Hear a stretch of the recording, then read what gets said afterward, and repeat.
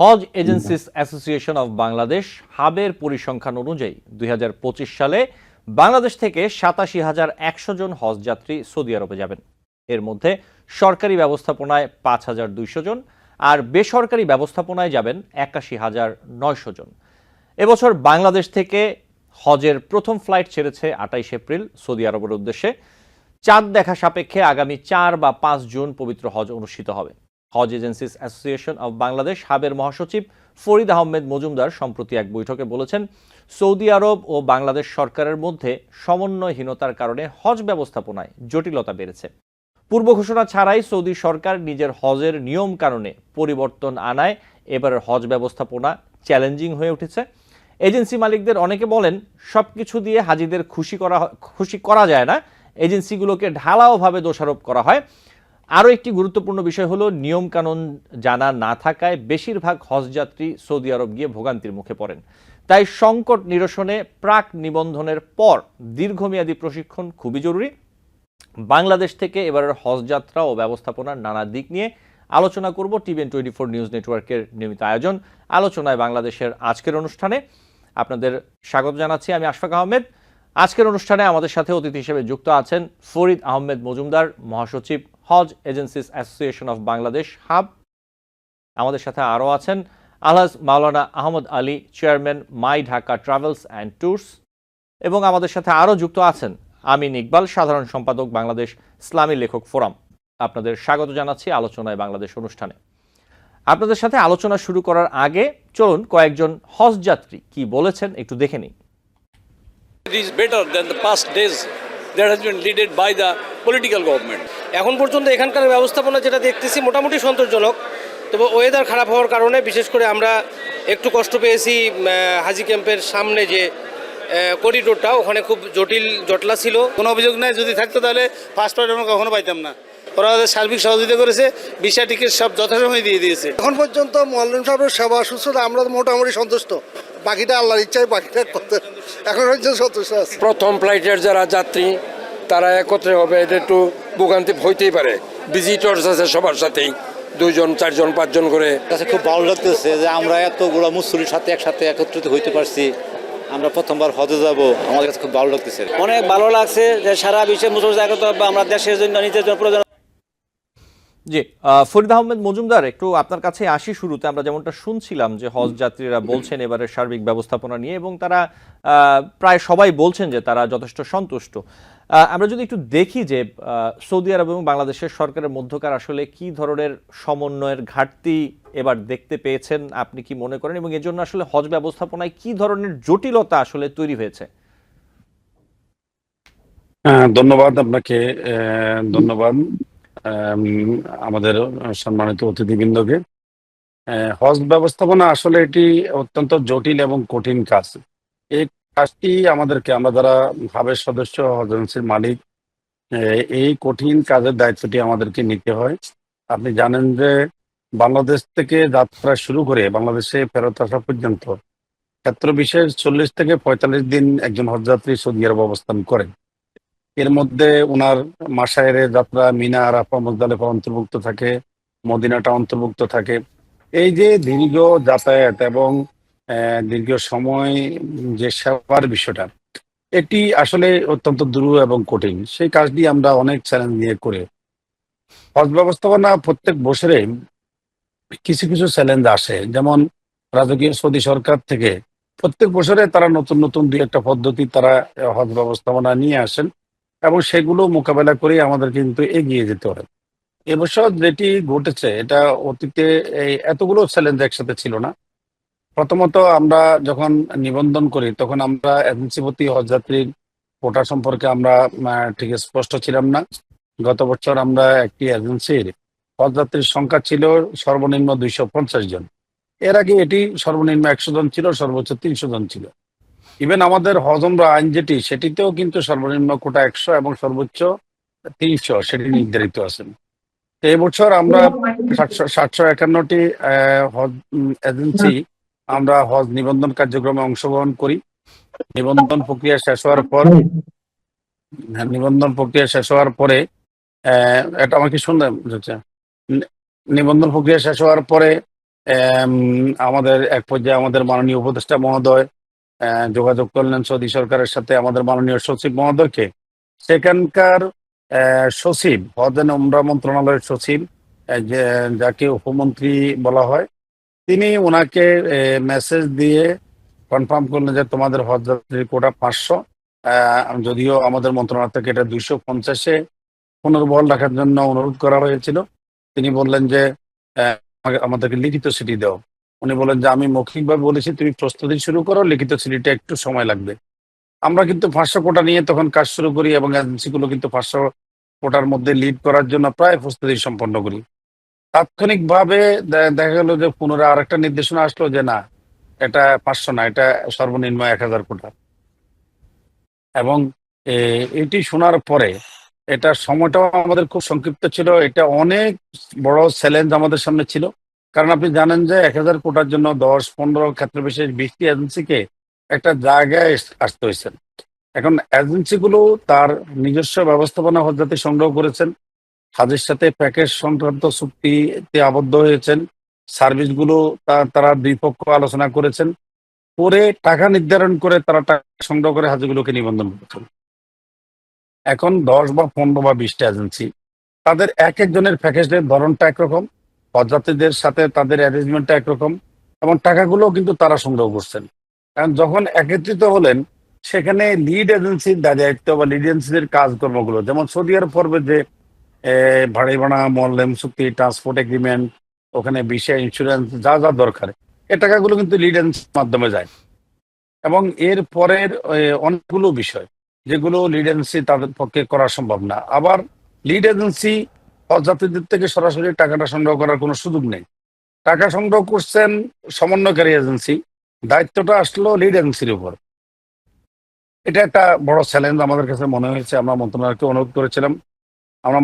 অনুরোধ করেছিলাম যে যেহেতু আমাদেরকে এখন এই 1000 কোটার মধ্যে দিয়ে যেতে হচ্ছে, আপনারা দ্রুত একটি পরিপত্রের মাধ্যমে কিছু বিধি আমাদেরকে আমার মনে হয় দেওয়া দরকার, কিছু বাধ্যবাধকতা আমাদের দেওয়া দরকার, যে আমাদের লিড এজেন্সি এবং সমন্বয়কারী এজেন্সির কার কি পর্যায়ে কি কাজ থাকবে, দায়িত্ব কি থাকবে, এবং দায়িত্বটা যদি সঠিকভাবে পালন না করে তার কি এর জন্য কি শাস্তি নির্ধারিত থাকবে। আমি সমন্বয়কারী এজেন্সি, আমি সম্ভবত আমার লিড এজেন্সিকে টাকা দিলাম না, তাহলে লিড এজেন্সি আমার অনেকগুলো কাজ করতে পারবে না। আবার সমন্বয়কারী এজেন্সি লিড এজেন্সি টাকা দিল, সে যথাসময়ে কাজটা করলো না, তাহলে সমন্বয়কারী এজেন্সি ইচ্ছা করলে বাড়ির এগ্রিমেন্টটা করতে পারবে না, কারণ তার হাজগুলো যাচ্ছে লিড এজেন্সির নামে। সেখানে সৌদি কর্তৃপক্ষ জানে লিড এজেন্সিকে, তার সাথে যে 10টা এজেন্সি আছে সেটি সৌদি কর্তৃপক্ষ কিন্তু মোটেও অবহিত না। এই যে একটা সমন্বয়হীনতা নিজেদের মধ্যেও। তারপরে টিকেটের বিষয়টা আছে। টিকিট ধরেন আমার হজযাত্রী হলো 1000, এর মধ্যে আমার প্রথম দিকে যাবে 300 জন হজযাত্রী, শেষ দিকে যাবে 400 জন হজযাত্রী। প্রথম দিকে 300 জনের জন্য আমি আবেদন করলাম এয়ারলাইন্স গুলোতে, এয়ারলাইন্স আমাকে 200 সিট বরাদ্দ করলো। এখন আমার সাথে 10টা এজেন্সি আছে, 10টা এজেন্সির মধ্যে অনেকেরই প্রথম দিকে সিট দরকার। এখন এই 200 টিকেটের কে মালিক হবেন? এখন আমরা যদি সবাই 300 টিকেটের মধ্যে আমি পেলাম 200 টিকিট,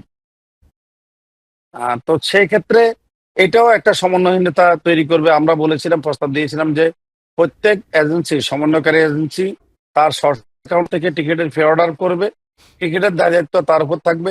তিনি এয়ারলাইন্সের সাথে যোগাযোগ করে তার সুবিধা মতো প্যাকেজ সময় অনুযায়ী তিনি টিকিট সংগ্রহ করবেন। কিন্তু এটাও করা হয় না, এটা লিড এজেন্সিকে দেওয়া হয়েছে। এখানেও কিন্তু কম বেশি ছোটখাটো সমস্যা হচ্ছে বা ভুল বোঝাবুঝি নিজেদের মধ্যে তৈরি হয়েছে। এরপরে আসেন আমরা জানি না নিবন্ধন শেষ হওয়া বা আমাদের বাড়ি মা শুরু করা পর্যন্ত যে বছর 15 বছরের নিচে যাদের বয়স, তাদের হজযাত্রা বাতিল করতে হবে, তারা হজে যেতে পারবেন না। সবকিছু কমপ্লিট করার পর এই নিষেধাজ্ঞাটা আসলো যে 15 বছরের বয়সের নিচে যারা তারা হজে যেতে পারবেন না। এখন 15 বছরের বাচ্চারা তো একা কেউ হজে যান না, তার সাথে তার বাবা মা থাকেন, পরিবারের সদস্যরা থাকেন, তাদেরও অনেকের কিন্তু হজযাত্রা নিয়ে অনিচ্ছা দেখা দিল। ইতিমধ্যে কিন্তু এজেন্সিগুলো ভাড়াই ভাড়া, মোয়াল্লেম এগ্রিমেন্ট, তারপরে তার কি যেন বলে তাবু নির্ধারণ, সবকিছু কিন্তু কমপ্লিট করে ফেলছেন। এটা আর একটা চ্যালেঞ্জ। আমরা এখানে অনেকেই, সরকার যদিও বলেছেন রিপ্লেস করার জন্য, রিপ্লেস করার মতো হজযাত্রীও তো এরকম প্রস্তুত না। আমরা এটিও কিন্তু আমাদের লাভ ক্ষতি চিন্তা না করে আমরা কভার করার চেষ্টা করলাম। এরপরে আমাদের বাড়ি ভাড়া করার কথা বললো 25শে মার্চের মধ্যে। এটা অন্যান্য বছর কিন্তু এটি রমজানের পরে সাধারণত আমরা শুরু করি, বাড়ি ভাড়া হয়, ভিসাও হয় এবং হজযাত্রীও যেতে থাকে, এইভাবেই কিন্তু আমরা অভ্যস্ত। এবার বললো 25শে মার্চের মধ্যে বাড়ি ভাড়া শেষ করতে হবে। জি।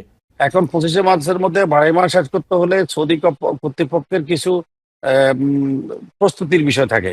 যেমন তার যে বাড়িগুলো আমরা ভাড়া করব, যে হোটেলগুলো ভাড়া করব, সেইগুলো 2025 সালের হজের জন্য, হজ যাত্রী রাখার জন্য উপযুক্ত কিনা সেই ফিটনেস সার্টিফিকেটটা কিন্তু সৌদি কর্তৃপক্ষ দিয়ে থাকেন। যদি ফিটনেস সার্টিফিকেটটা না থাকে আমরা সেই বাড়ি বা হোটেলটা ভাড়া করতে পারি না। আমরা দেখলাম সে সময় পর্যন্ত 50% বাড়ি বা হোটেলের তাসরিয়া বা তাসরিফ অনুমোদন করা হয়নি, সেগুলো প্রক্রিয়াধীন। আমরা দেখলাম মোয়াল্লাম অফিসগুলো বাড়ি ভাড়ার এগ্রিমেন্ট করতে হলে মোয়াল্লাম অফিস খুবই জরুরি। আমরা দেখলাম মোয়াল্লাম অফিসগুলো ঠিকমতো কাজ শুরু করে নেয়, অনেক অফিস খোলা নেয়, অনেক অফিসের কর্মকর্তা কর্মচারী নেই। আরেকটি বিষয় নতুন করে সংযুক্ত হলো, সেখানে সিট প্ল্যানের অনুমোদন, যেটি আগে ছিল না। এবছর নতুন করে এটা ইন্ট্রোডিউস করলেন। দ্যাট মিনস একটা হোটেলে যদি ধরেন 200 রুম আছে, এখানে 500 হাজির ক্যাপাসিটি, আমরা বাড়ির অনুমোদন দিচ্ছেন, আমরা 500 জনের জন্য বাড়িটা ভাড়া করে এগ্রিমেন্ট করে চলে আসতাম। এবছর তার ওই 200টা রুমের জন্য কত রুমে কতজন, কোন ফ্লোরে কটা রুম, এগুলো সিট অনুমোদন লাগবে এবং এটা অনলাইনে থাকতে হবে। অনেক বাড়িওয়ালা হোটেল মালিক কিন্তু যেহেতু নতুন সিস্টেম বোঝেন না, তারা কিন্তু এই অনুমোদনটার জন্য অ্যাপ্লাইও করেন নাই, নেনও নাই। আমরা তখন অনুমোদিত একটা বাড়ি আমাদের এজেন্সির মালিকজন এগ্রিমেন্ট করতে গেছেন, ভাড়া করে গিয়ে দেখেন যে তার সিট প্ল্যান বাড়ি ভাড়া এগ্রিমেন্ট হচ্ছে না। কেন হচ্ছে না? ফরিদ তার আহমেদ সিট প্ল্যান মজুমদার, অনুমোদন নেই। জি, জি, আপনি শেষ জি। করেন, আমি আপনার কাছে আবারও আসবো। জি, প্লিজ। তো জি, সেই ক্ষেত্রে ওই যে আপনি চ্যালেঞ্জের কথাগুলো বলছেন, জি, তো আমরা কিন্তু এরকম প্রতিটি স্টেপে এরকম চ্যালেঞ্জ নিয়ে আমাদের এজেন্সির মালিকরা অনেক কষ্ট করে রমজানে সে রোজা রেখে সারা দিন রাত পরিশ্রম করে কিন্তু এই কাজগুলো জি। আমরা কমপ্লিট করেছি। ফরিদ আহমেদ মজুমদার, এটা আমি আমাদের জন্য আরো, অনেক বড় চ্যালেঞ্জ ছিল। জি, আমি আপনার কাছে আবারও আসবো নিশ্চয়ই, এবং আপনার কাছ থেকে আরো বেশ কিছু বিষয় জানতে চাইবো। আমি একটু মাওলানা আহমদ আলী আপনার কাছে আসি। যে কথাগুলো বলছিলেন ফরিদ আহমেদ মজুমদার, একই বিষয় আমি আপনার কাছে একটু প্রশ্ন রাখি যে আমরা দেখি যে হাজিরা বিভিন্ন সময় অভিযোগ করেন যে তারা তাদের যে চাহিদা অথবা তাদের যে প্রত্যাশা সেগুলো আসলে পূরণ হয় না। এইবার আসলে আপনি কি দেখেছেন যে এইবার হাজিরা কি নিয়ে আপনাদের কাছে অভিযোগ করছেন? এবং সাথে আরেকটি প্রশ্ন রাখি যে এই যে হজ এজেন্সির ওপর হাজিদের এত অভিযোগ কেন থাকে, এই ব্যাপারে কি বলবেন মাওলানা আহমদ আলী? আসসালামু আলাইকুম রহমতুল্লাহ। সম্মানিত আমাদের হাবের মহাসচিব মহোদয়, আজকের পরিচালনায় শাওন ভাই, আমাদের হাজি মাই ঢাকার ইকবাল সাহেব, বাস্তবে আমাদের মহাসচিব সব কথাগুলাই ধরে তুলছে। দ্বিতীয় কথা হলো যে আমরা এবার যে বাড়ি করলাম, আমাদের যদি ফ্লাইট শিডিউলটা আগে পাই তাহলে মদিনার সাথে আমাদের শিফটিং মিলে। মদিনা হজের আগে 3 সপ্তাহ ভাড়া হয়, হজের পরে 3 সপ্তাহ ভাড়া হয়। তা আমরা 8 দিন 8 দিন করে ভাড়া নেই। যেমন আমার ফ্লাইট রিটার্ন হলো 28 তারিখ, এই 29 তারিখ আমাকে ওই হোটেলে থাকতে দিবে না, কিন্তু বিমান আমাকে শিডিউল দিছে। আমি বাড়ি ভাড়া করার পরে বিমান আমাকে শিডিউল দিছে 30 তারিখ 29 তারিখ। এই 2 দিন আমার এই 150-200 হাজি নিয়ে আমি কোথায় যাব? আমাদের দেখার মতো কেউ নাই। হাজিরা আমাদেরকে ওই সময় খুব চটে যায়। এটা হলো আমাদের কারণে না, এটা হলো বিমান ফ্লাইটের কারণে। এখন বিমান ফ্লাইটে যেমন আমার 372 জন হাজি আমার সাথে লিড করতে 15 জন হাজি। এখন এই 15 সময় ফ্লাইট এখন পাওয়ার পরে দেখা যায় মদিনার বাড়ির মিল নাই। এখন মদিনায় আমাদের হাজিরা হলো একা, বলে আপনার টাকা দেন নাই দেখে আপনার এরকম হয়েছে, আপনি পয়সা কম দিয়েছেন দেখে আপনার এমন হয়েছে। এখানে তো পয়সা বা টাকা কম দেওয়ার কিছুই না। আর দ্বিতীয় কথা হলো হাজিরা বোঝে না যেই সমস্যাগুলো আমাদের মহাসচিব বলছে, এটাই বড় সমস্যা। আর সবচেয়ে বেশি হলো সৌদি আরব যে কোনো একটা আইন করতেছে, এই আইনটা আমাদের কোনো মুসলিম দেশকে তোয়াক্কা করে না। প্রতি বছরই একটা নতুন আইন, সিস্টেম নতুন, এই অনলাইন নতুন, আমরা এটা বুঝতে প্রশিক্ষণ, প্রতি বছর নতুন প্রশিক্ষণ লাগে। এই যে এই বছর বাচ্চাগুলা বাতিল করলো, আমরা কত কষ্ট করছি, অথচ এটা কেমনে দেখবে? আমাদের মন্ত্রণালয় তো বোঝে না। এবার যে সচিব মহোদয় আছে উনি নতুন নিয়োগ হয়েছে, হজ ব্যবস্থাপনায় যদি নতুন আসে সে তো হজ সম্পর্কে বোঝে না, সে আমাদেরকে কি ডিরেকশন দিবে? এটাও আমরা একটা ব্যবস্থাপনার সমস্যায় পড়ি। আর আমাদের বিভিন্ন জায়গায় এবার যদিও আমাদের মন্ত্রণালয় থেকে অনেক চাপ দেওয়া হয়েছে, আমরা ওই সময় কষ্ট পাইছি, এখন দেখতে পারলাম যে না, পাকিস্তান এবং ইন্ডিয়া এবার 1 লক্ষ হাজি এখনো তারা কোনো পায় নাই যে যাইতে পারবে, কিন্তু আমাদেরকে চাপ দিয়া করাই নিছে, এর জন্য আমি ধন্যবাদ জানাই। কিন্তু হাজিরা যে আমাদের উপর কষ্ট পায়, এটা আমার দিলে মনে হয় এটা 100 হাজির মধ্যে 90 জনেই তার হজ প্রশিক্ষণ নাই। হজের ফরজ ফরজ সম্পর্কে জানা নাই, ফরজ কয়টা জানা নাই। হজ 3 প্রকার, একটা হলো হজ্জে তামাত্তু, হজ্জে কেরান, হজ্জে এফরাদ। আমার বাংলাদেশের হাজি কি হজ করবে এটা তো জিজ্ঞেস করে না, আমাকে চাইলে বলে হুজুর বাসা কই রাখছেন, হুজুর কি খাবার দিবেন, 3 বেলায় খাবার মেনু কি থাকবে, আপনি আমাকে সৌদি বিমানে নেবেন না বাংলাদেশ বিমানে নেবেন, এগুলো তো চাওয়া না। আমি হাজিদেরকে বলি এগুলা কেন প্রশ্ন করেন? আপনি হজ হলো সর্বোচ্চ মাকাম, যে আল্লাহর সাথে সাক্ষাৎ, আল্লাহর সান্নিধ্য লাভের জন্য যাবেন। আমার কাছে এটা বলা দরকার ছিল, ভাই এমন একজন লোকের সাথে হজে যাইতে চাই আমার হজটা যেন কবুল হয়। কিন্তু হাজিরা এটা না চায়, আর শুধু বাসা কাছে চায়। আচ্ছা 5 দিন হলো হজ, বাসা কাছের সাথে কি সম্পর্ক? 5 দিন হজে 14 মাইল 15 মাইল করে হাঁটতে, পাথর আপনার মারতে হবে, আমার দায়িত্ব জি মাওলানা আহমদ আলী, আমি ভিসা করা, জি টিকিট করা। মাওলানা আহমদ আলী, মুআল্লিমের কাছে ওই দেশে যখন এয়ারপোর্টে নেমে যায় এই জি মাওলানা আহমদ আলী, আপনি যে বিষয়গুলো জি, বলছিলেন যে বলেন। প্রশিক্ষণের বিষয় এবং অন্যান্য বিষয়গুলো, এই বিষয়গুলো নিয়ে আমরা আলোচনা করব। আমি আসবো আপনার কাছে আবার। আমি একটু আমিন ইকবাল আপনার কাছে আসি, যেই বিষয়টি নিয়ে আপনি এবার হজে যাচ্ছেন, আপনি কিরকম দেখতে পাচ্ছেন ব্যবস্থাপনা, আপনার অভিজ্ঞতা কি যদি একটু বলতেন। আসসালামু আলাইকুম ওয়া রাহমাতুল্লাহ। আলহামদুলিল্লাহ, প্রথমেই ধন্যবাদ জানাইতে চাই tvon24.com কে, যে তারা এই গুরুত্বপূর্ণ সময়ে হজের মতো একটি টপিক নিয়ে কথা বলবার জন্য আমাকে বিশেষ করে সুযোগ করে দিয়েছে। একই সঙ্গে আমি ধন্যবাদ জানাই এবং শ্রদ্ধা জানাই আমাদের হজ এজেন্সিস অ্যাসোসিয়েশন অফ বাংলাদেশের যে মহাসচিব, হাব মহাসচিব, আমাদের শ্রদ্ধেয়, এবং যার কথা আমি বিভিন্ন মিডিয়াতে এবং টেলিভিশনে যখন দেখি বা শুনি তখন তার প্রতি আমার একটা মুগ্ধতা বাড়ে। তিনি চমৎকার বলেন এবং গুরুত্বপূর্ণ পয়েন্টে বলেন। জি যতবারই তার কাছ থেকে আমি আলোচনা শুনেছি, ওনার বেশ কিছু তথ্য আমাকে সমৃদ্ধ করেছে এবং ভালো লাগা তৈরি করেছে। তো হাবের মহাসচিব মহোদয় এই জি অনুষ্ঠানে আমিন ইকবাল, আছেন, এই আপনার জন্য আপনার অভিজ্ঞতার ব্যাপারে যদি একটু বলতেন যে এবার আপনি হজে যাচ্ছেন। জি জি, আমি সেই কথায় আসছি। একই সঙ্গে আরেকজন অতিথি আছেন আমাদের, একটি এজেন্সির মালিক, ওনাকেও আমি ধন্যবাদ জানিয়ে আমি শুরু করতে চাই। আমি সুনির্দিষ্ট কয়েকটি পয়েন্টে আলোচনা করতে চাই। এর মধ্যে একটা হচ্ছে যে আমরা যখন হজে যাওয়ার জন্য নিবন্ধন প্রক্রিয়া শুরু করি, তখন শুরু করার আগে আমরা দেখলাম যে ধর্ম বিষয়ক মন্ত্রণালয় থেকে আমাদের উপদেষ্টা মহোদয় একটি হজ প্যাকেজ ঘোষণা করেছেন, এবং তিনি ওইখানে আলোচনা করছেন, বলছেন যে এবছর গত বছরের তুলনায় হজের খরচটা কমে আসছে প্রায় 1 লক্ষ টাকা। তো সেই অনুযায়ী আমরা খুশি হয়েছি এবং আনন্দিত হয়েছি, যাক হজের খরচটা কমে আসছে। পরবর্তীতে যখন এজেন্সির সঙ্গে একজন হজ যাত্রী হিসেবে আমরা আলোচনা করতে যাই বা আলোচনা করে টাকার পরিমাণটা নির্দিষ্ট করতে চাই, তখন দেখলাম যে না, উনি ধর্ম উপদেষ্টা সাহেব যে এরকম ভাবে বলেছেন যে কমেছে, কিন্তু বাস্তবিক পক্ষে কোনো এজেন্সি সেভাবে কমে হজে নিতে পারছেন না বা নিচ্ছেন না। তখন আমরা জিজ্ঞেস করলাম যে কাহিনী কি, মানে কেন?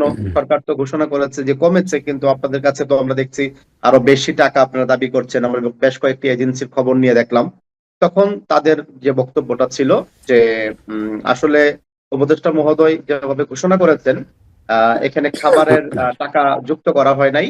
তারপর বাড়ির যে পরিমাণ, দূরত্বের পরিমাণ যেটা বলা হয়েছে, বাসা যে নেওয়া হবে সৌদি আরবে, সেটা অনেক দূরে। তো যদি কাছে থাকতে চান তাহলে কিন্তু খরচটা বেশি পড়বে। তো এই জায়গাটায় আমরা হজযাত্রী হিসেবে প্রাথমিক একটা হোঁচট খেয়েছি যে সরকার বলছে কমিয়েছে, কিন্তু বাস্তবিক অর্থে কি আমরা দেখছি যে না, আসলে ওই অর্থে কমে নাই। তারপর আবার অনেক এজেন্সি বলেছে যে হ্যাঁ, কমেই নিতে পারবে, সরকার যেরকম ভাবে ঘোষণা দিয়েছে সেভাবেই নিতে পারবে। এদের সঙ্গে অনেকে যুক্ত হয়েছেন, কিন্তু পরবর্তীতে দেখা যায় ফাইনাল টাকা জমা দেওয়ার সময় তাদের কাছ থেকে আবার বেশি টাকা নেওয়া হচ্ছে।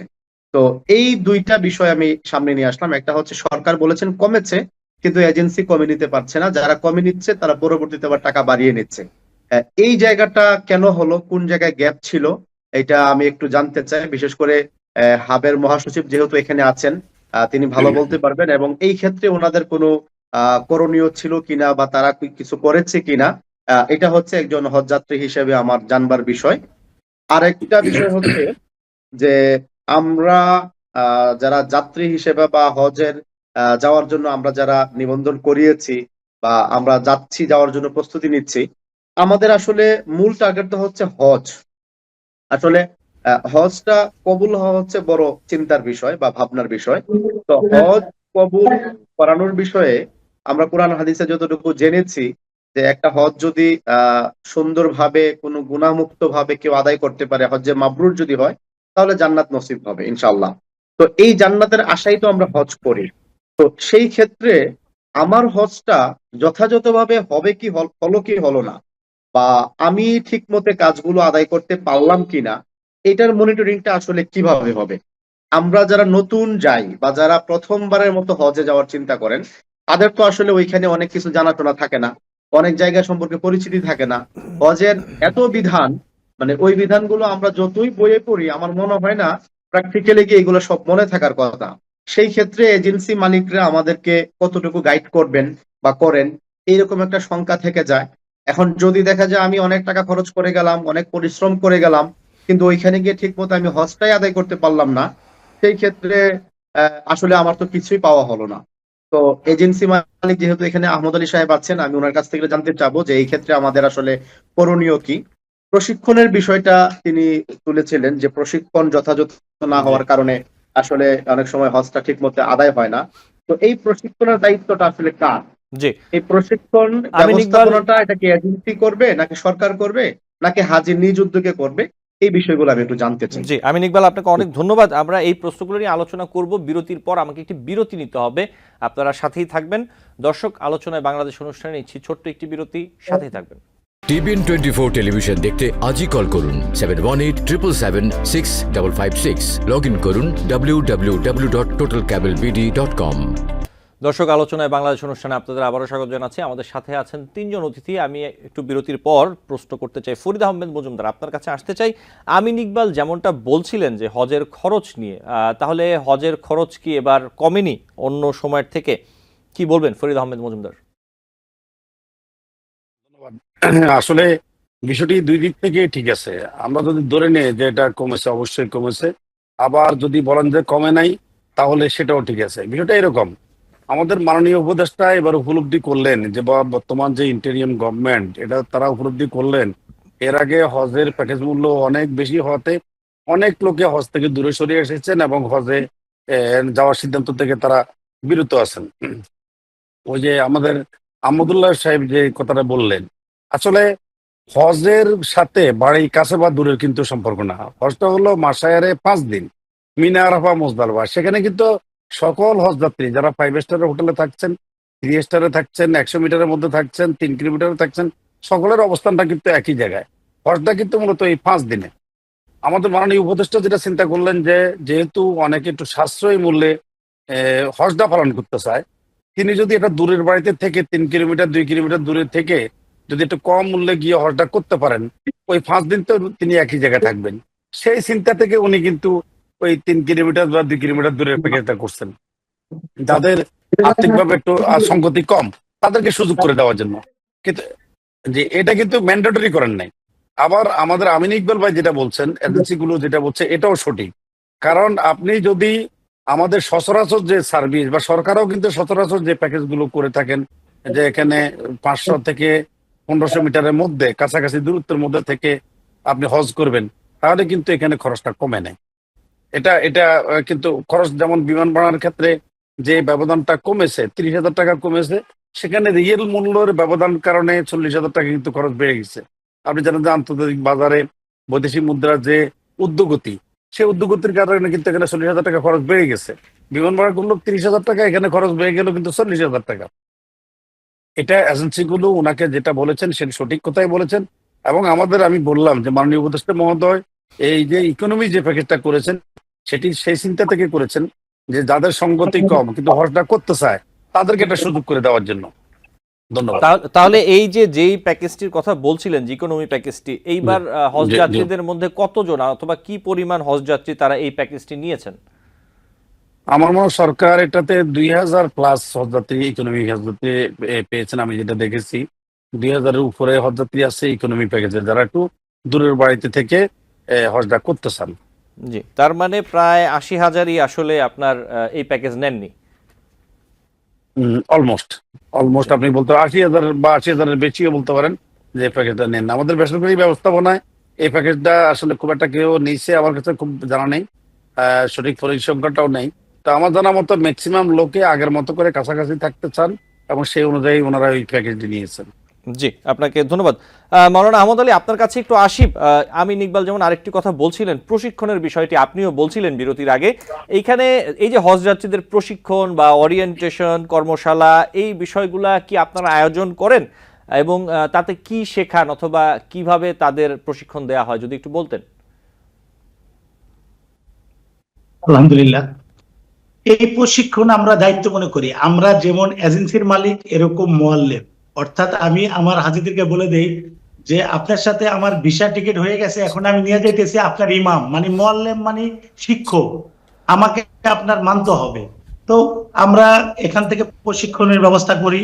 আমি সৌদি আরবে যাওয়ার পরও প্রতিদিন 1 ঘন্টা পৌনে 1 ঘন্টা এই প্রশিক্ষণের ব্যবস্থা করি। কিন্তু বাস্তবতা হলো ভাইজান, আমার কথা হলো যে হাজিদের দিলের মধ্যে এই কথাগুলা আসে না কেন? না আসার কারণ এটা আখিরি জামানা। রাসূল করিম সাল্লাল্লাহু আলাইহি ওয়াসাল্লাম বলছেন আখিরি জামানার হজ বড় লোকরা যাবে পর্যটনের উদ্দেশ্যে, মধ্যবিত্তরা যাবে ব্যবসার উদ্দেশ্যে, গরিবরা যাবে ভিক্ষার উদ্দেশ্যে, আলেমরা হজ করবে। বারবার অনেকবার হজ করছি, এই কথাটা আমি সবসময় বলি। দ্বিতীয় কথা হলো আল্লাহর মহব্বত হাজিদের অন্তরে যদি থাকে তাহলে এই সামান্য ব্যাপার এগুলা নিয়ে কোনো কিছু আসে না। আমরা ডিরেকশন দিয়ে দেই যে আপনি আরাফা থেকে মিনায় আমরা গাড়িতে নেই, মিনা থেকে আরাফা পর্যন্ত গাড়িতে নেই, আরাফা থেকে গাড়িতে উঠে দেই, ওই গাড়ি জামে পড়ে থাকে, হাজিরা কষ্ট পায়, ওই কষ্ট আমাদের সাথে উঠায়। এরপরে রাস্তা এমন বানাইছে যে মুজদালিফা থেকে আপনি ডাইরেক্ট অন্য কোনো দিক বের হওয়ার রাস্তা নাই, শয়তানকে পাথর মেরে আপনি মক্কায় আসার এই রাস্তা, এই রাস্তায় হাজিরা চলে আসে। কিন্তু আমাদেরকে যখন পায় না তখন হাজিরা নারাজ হয়। আমরা এই সমস্ত ব্যাপার নারাজ হয়। আরেকটা নারাজ হাজিরা হয় যে খাবারের ব্যাপারে। খাবারটা আমরা তো বাঙালি খাবার দিই, কিন্তু আমাদের খাবারটা তৈরি করার জন্য সৌদি সরকারের অনুমোদন নাই। আমরা নিজের দায়িত্বে তৈরি করতে হলো, আমরা নিজ গোপনে কোনো জায়গা থেকে পাকায়া নিয়ে আসি, অথবা খানাটা নিয়ে আসলে এই খানাটা সৌদি সরকারের নিয়ম অনুযায়ী ধরে নিয়ে যায় অনেক সময়। এখন হাজিরা টাইম মতো খানা না পাইলো খুব আমাদের উপর রাগ হয়ে যায়। বিভিন্ন কারণে হাজিদের কষ্ট পায়, যে কষ্টগুলা আমাদের পক্ষ থেকে না। তাহলে এই যে খাবারের যে বিষয়টি, কেন এইভাবে ব্যবস্থা করতে হয়, মানে লুকিয়ে অথবা আপনি যেভাবে বলছেন নিজেদের মতো ব্যবস্থা করে, কেন এইভাবে ব্যবস্থা করতে হয় আসলে? এইভাবে ব্যবস্থা না করলে হাজিরা খাইতে পারে না, না খাইলে তো আমাদের প্রতি হাজিরা নারাজ হয়ে যায়। এজন্য আমরা খুব চেষ্টা করি যে বাঙালি খাবার দেওয়ার জন্য। ওখানে গেলে বাঙালি খাবারে পাগল হয়ে যায়, বাংলাদেশে থাকলে চাইনিজ খাবার পাগল হয়, ওখানে বাংলাদেশি খাবার। আমার এক বন্ধু, সে মক্কাটা ওরে নিয়ে রাখছে 5 স্টারে, তো আমার 15 দিন পর এসে বলে ভাই আমার হাজি তো আমাকে খুব জ্বালাইতেছে। আমাকে কেন? কই আলু ভর্তা খাবে আর ডাল খাবে। কেন? ওখানে তো সাধারণ খানা উঠানো যায় না। আমরা তো এই বাঙালি খাবার নিয়ে 40 দিন হাজিদের কাছে কাছে থাকি, রুমে থাকি, কে কিটা পছন্দ করে জিজ্ঞেস করে খাবার আনার চেষ্টা করি। এখন বাকি হলো যদি আল্লাহর ভালোবাসা থাকে তাহলে কোনো হাজি আলহামদুলিল্লাহ আমাদের বলবে। আর কোনো এজেন্সি যদি কথা বলে, ওই যে আমিন ইকবাল সাহেব বলছে টাকা কম বেশি না, এটা এজেন্সির হতে পারে, আমার জানা নাই। আমরা যেই রেট বলছি ওই রেটেই এখন আসি, ওইভাবে বলছি। আমরা যতটুকু দূরত্ব বলছি অতটুকু দূরত্বই বাড়িতে রাখছি। কিন্তু বাংলাদেশে হাজির শুধু একটা সার্ভিস চাই। কি সার্ভিস? কম টাকার সার্ভিস। কত কম নিতে পারবেন এটাই তারা চায়। এখনো পর্যন্ত অনেক হাজিরা টাকা দেয় নাই। ভাই টাকা চান কেন? ফ্লাইটের আগে টাকা তো দিয়েই যাবো। আমাদেরকে এরকম কিছু, যেটা সরকার বারবার মেসেজ দিতেছে, আমরা মেসেজ দিতেছি, এগুলা বোঝার চেষ্টা করেন।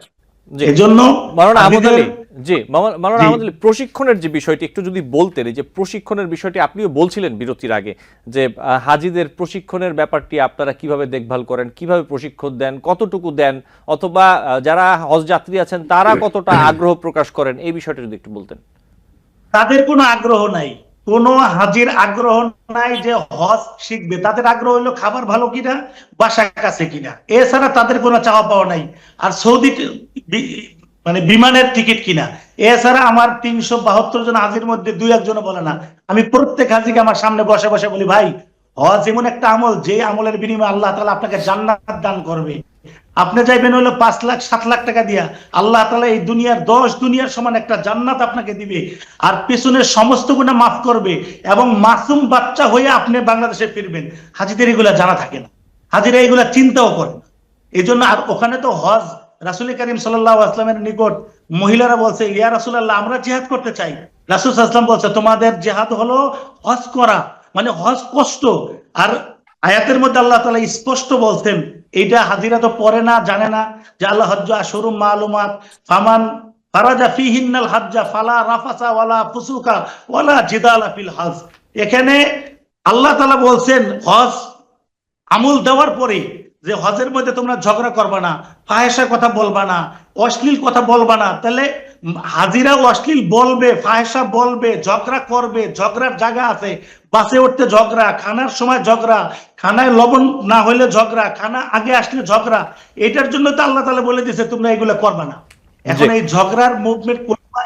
আর আরেকটা কথা আমার দিল থেকে আসে, যেমন হাজিরা ফ্লাইট দিয়া মক্কা শরীফ যায়, শয়তানও হাজার হাজার মক্কা শরীফ যায়। কারণ শয়তানের কাজ হলো, কোনো আমল এরকম নাই যে যেই আমল দিয়া পিছনের সব গুনাহ মাফ আর জান্নাত তার নামে লিখে দেওয়া হবে। এই জন্য শয়তান ধোঁকা দিয়ে ঝগড়া লাগাবে কার সাথে? এখন কষ্ট পাইলে হজ এজেন্সির মালিকের সাথে ঝগড়া লেগে যায়, আপনি আমার এই করলেন। আরেকটা ঝগড়া হয়, কিছু টাকা কম বেশি হয় অনেকে। যেমন আমার এক বন্ধু একটা হাজি নিয়ে আসছে, 5,000 টাকা কম নিয়েছি, যাইয়া ভালোবাসার কারণে বলছে যে আমার থেকে 5,000 কম নিয়েছে, এই তার মন বেজার।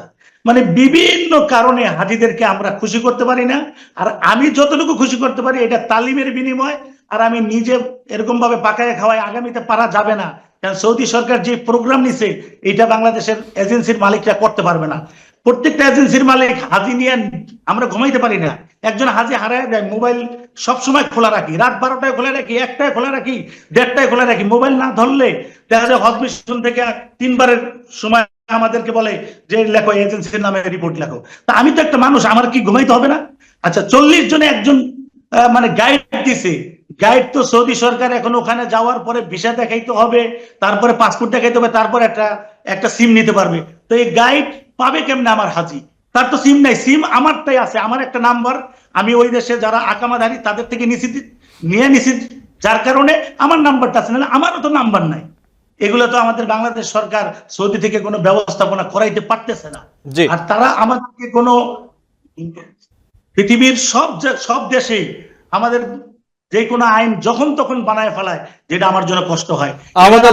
জি, মাওলানা আহমদ আলী, আমি জি আপনাকে অনেক ধন্যবাদ। আমি কথা বলে শেষ করবো। অন্য আমাকে বলতে যান আপনারা তাড়াতাড়ি, আমরা 19 রোজায় তাড়াতাড়ি চলে গেছি, এখনো বাড়ির কাগজ বের হয় না, বাড়ি পাই না, না অফিস খুলে না। তারা অফিস খুলে হলো আসার পরে, মল্লিম অফিস গুলা খোলা না, এদিক দিয়ে বারবার আমাদেরকে ফোন দেয়, আমরা বাড়ি করতে পারি না। এবার আমাদের জন্য অনেক কষ্ট হয়েছে, আল্লাহ তাআলা যেন আগামীতে সহজ করে, এই দোয়া চাই।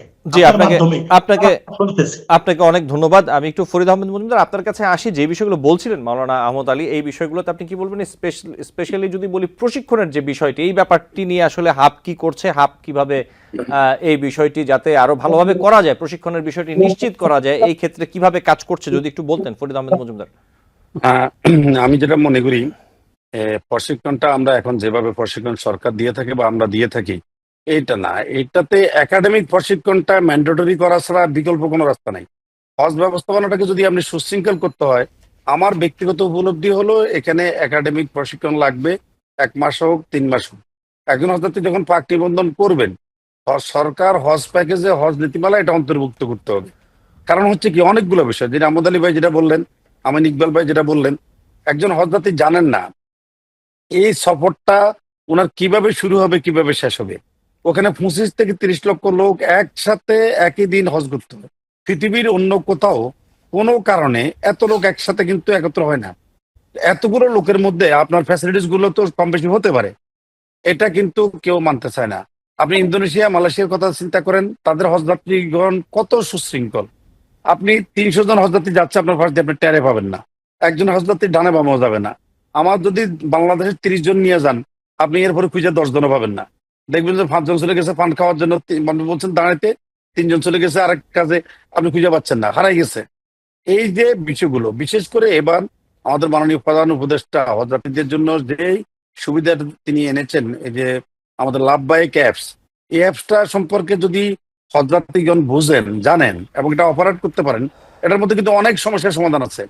আপনি একজন হজযাত্রী হারাইলে সেই অ্যাপসে যদি উনি পরিচালনা করতে পারেন, সাথে সাথে আমাদের হজ মিশন থেকে শুরু করে সকল সংস্থা জানবে যে হজযাত্রী হারাই গেছেন, তিনি এখন কোথায় আছেন তারা লোকেট করতে পারবে, সেখান থেকে তাকে উদ্ধার করতে পারবে। সৌদি আরবের আবহাওয়া সম্পর্কে প্রতিদিন উনি আপডেট পাবেন, ওনার প্রিপেড কার্ডের মধ্যে যে পরিমাণ ব্যালেন্স আছে সে সম্পর্কে আপডেট পাবেন উনি।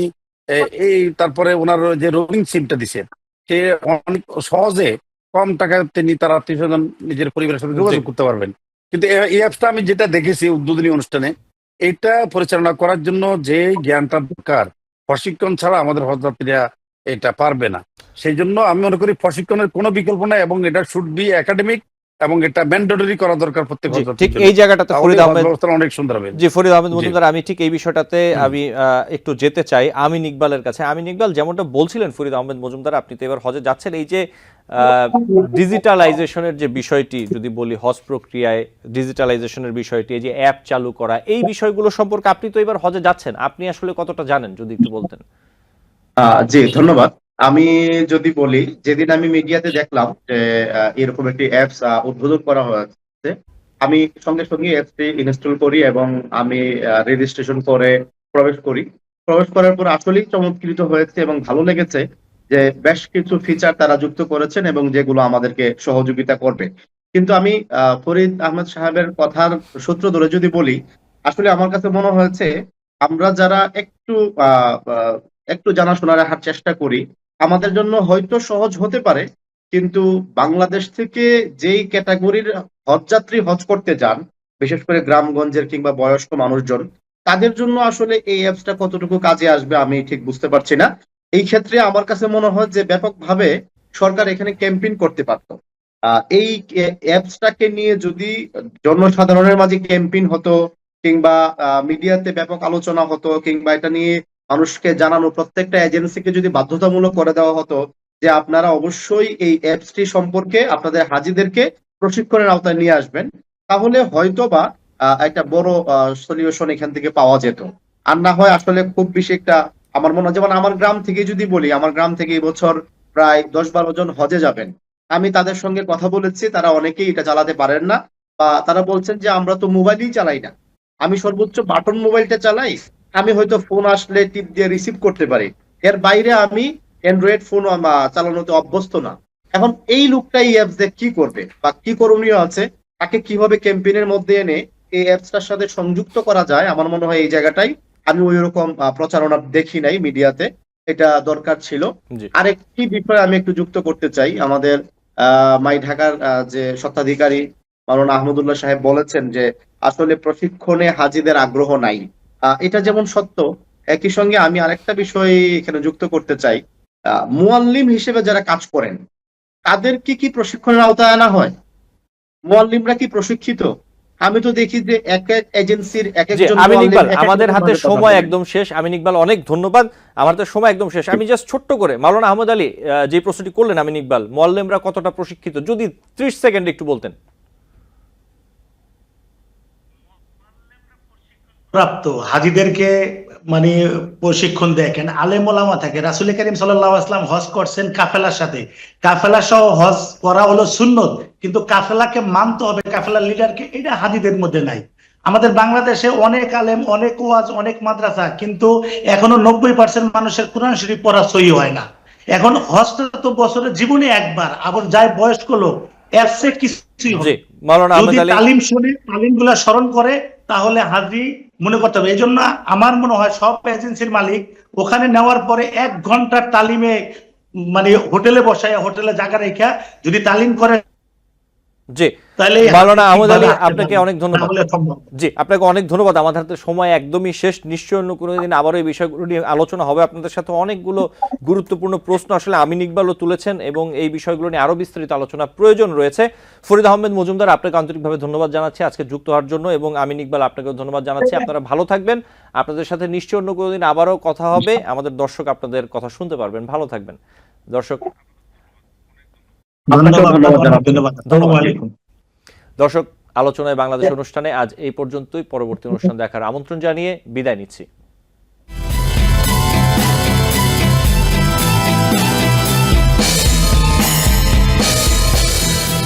টিবিএন 24 টেলিভিশন দেখতে আজই কল করুন 7187776556। লগ ইন করুন www.totalcablebd.com। নিউ ইয়র্ক থেকে সম্প্রচারিত টিবিএন 24 টেলিভিশন বিশ্বজুড়ে বাঙালির কণ্ঠস্বর।